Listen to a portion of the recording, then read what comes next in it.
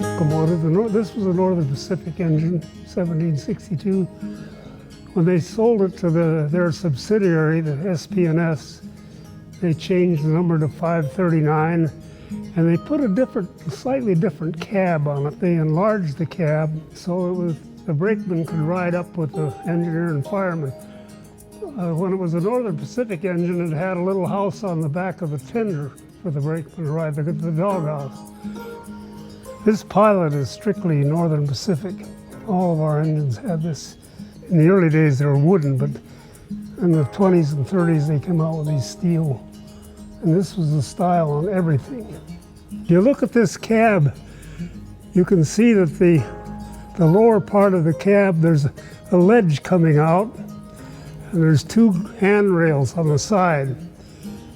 And if you were underway and had to get up on the running board, you swung your legs out the window, put your feet on this little ledge, and here it's about 4 inches wide, and it was even narrower on the Northern Pacific. And you had to hang onto the handrails to get over to the running board, and then you could see you had handrails to hold on to when you walked on the running board.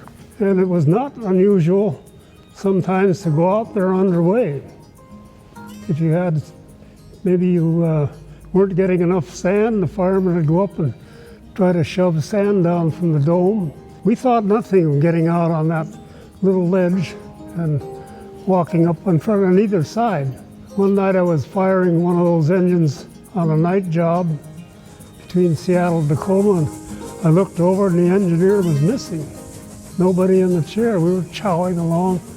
I went over with the night. I could see the light from the headlight. I could see him out over the cylinders on the right side looking down at something that he spotted in the running gear. He hadn't said a word to me, but he had walked out on that running board, throttle open, the engine chuffing along 30 miles an hour.